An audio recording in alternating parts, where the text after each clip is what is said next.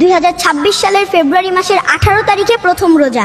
আমাদের প্রিয় নবী বলেছেন, যে ব্যক্তি রমজান মাসের খবর সবার আগে পৌঁছে দিবে তার জন্য জাহান্নামের আগুন হারাম হয়ে যাবে। সুবহানাল্লাহ।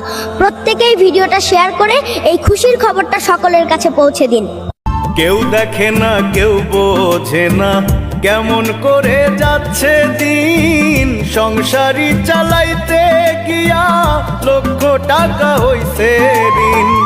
আপন মানুষ দূরে থেকে, আপন মানুষ দূরে থেকে শোনায় সান্ত্বনার বাণী। সাধু গুরুর লেবাস ধইরা চলছে দেখো ভণ্ডামি।